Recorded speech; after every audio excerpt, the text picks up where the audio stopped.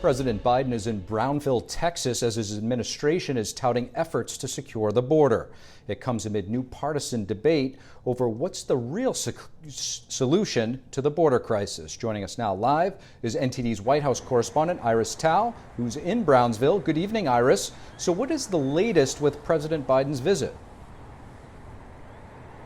Good evening to you, Steve. So President Biden just finished speaking here in Brownsville, Texas, a border town that's about hundreds of miles away from Eagle Pass where Trump was speaking. And in his speech, President Biden directly called on Trump and calling on Trump to, quote unquote, join him in asking Republicans in Congress to pass the bipartisan border deal, which Trump originally opposed to and said was doing too little. Here's what President Biden said about why the border would need resources. Watch. Need more agents, more officers, more judges, more equipment in order to secure our border. Folks, it's time for us to move on this. We can't wait any longer. Folks, on my first day as president, I introduced a bill I sent to Congress, a comprehensive plan to fix the broken immigration system and to secure the border. And before giving his speech here, President Biden toured the border with some Border Patrol agents. But here's the case in Brownsville. According to CBP data, over the past 5 days, there have only been about dozens of illegal immigrant encounters here in this town. Meanwhile, compared with Eagle Pass, where Trump was speaking, there have been some 2,000 encounters over the past 5 days. So it's a huge difference in the situation right now with illegal encounters. Meanwhile, Homeland Security Secretary Alejandro Mayorkas, who was traveling with President Biden, and said on his way here that the decrease in illegal immigrants coming in from Brownsville here is because of the administration's work with allies in the region, and that is the Mexican government. But not all locals here are buying it. A group of Trump supporters here in Brownsville organized a counter-protest to President Biden's visit, and here's what some of them were telling us. Watch.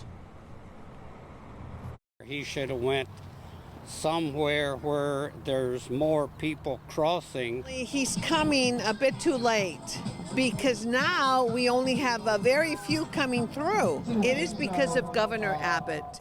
And also talked to a former CBP agent who was working actually up until late last year. And he told me that the decrease in illegal immigrants in this specific part of the border did come actually right after the Biden administration talked with the Mexican government. But that does not mean that he's going to give the administration full credit. Here's what he told me. Watch.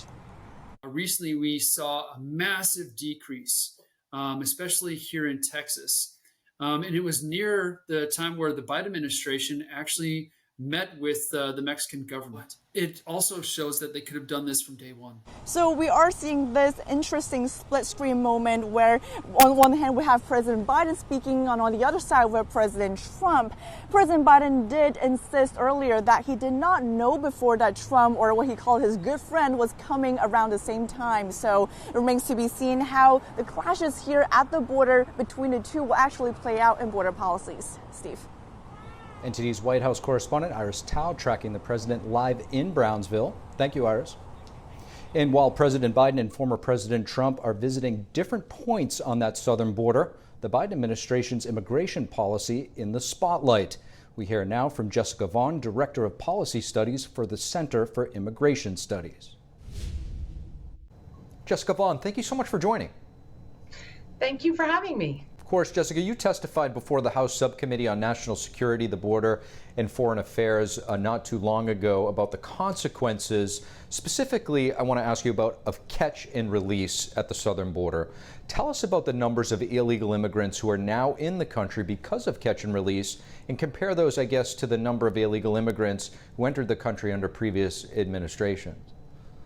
Well, according to Department of Homeland Security statistics that have been provided to Congress, at least 3.3 million people who crossed the border illegally and were caught by the Border Patrol were released into the country under one program or another, but basically allowed to stay here indefinitely, either to apply for asylum or just to be here and take their chances in immigration court.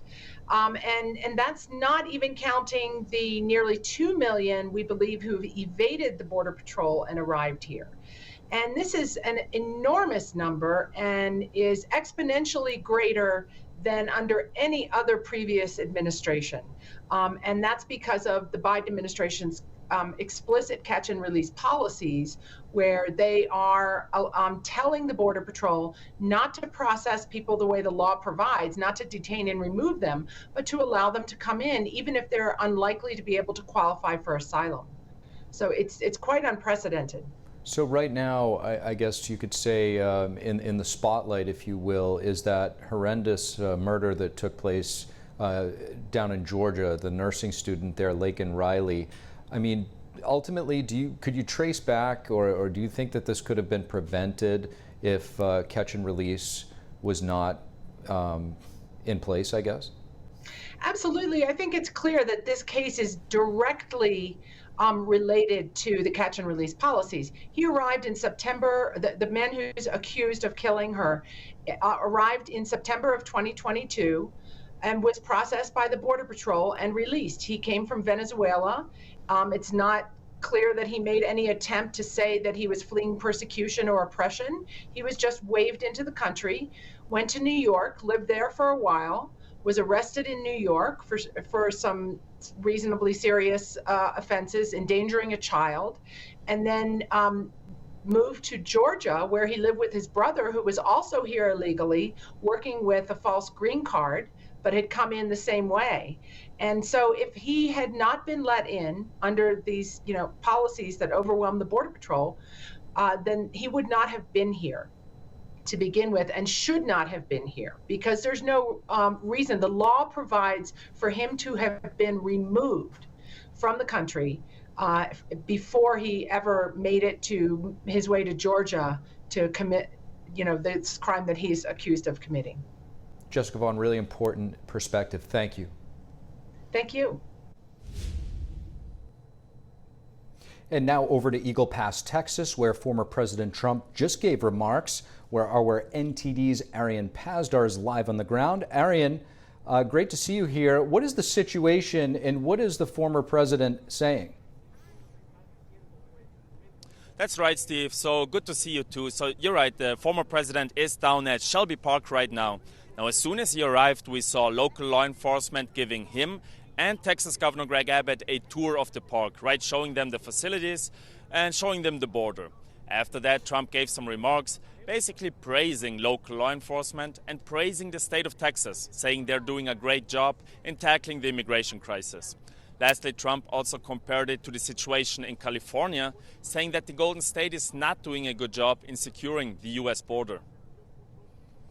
So, Arian, you just mentioned Shelby Park. This area has kind of been at the center of the border standoff, if you will, between the state of Texas and the Biden administration.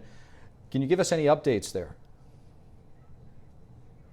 Yeah, there is an update, actually, a pretty big one. So just today, a federal judge struck down a Texas law which gave local law enforcement the ability to arrest illegal immigrants. The law is known as Senate Bill 4, and besides just arresting illegal immigrants, Texas was also planning to use this law to deport illegal immigrants in the future.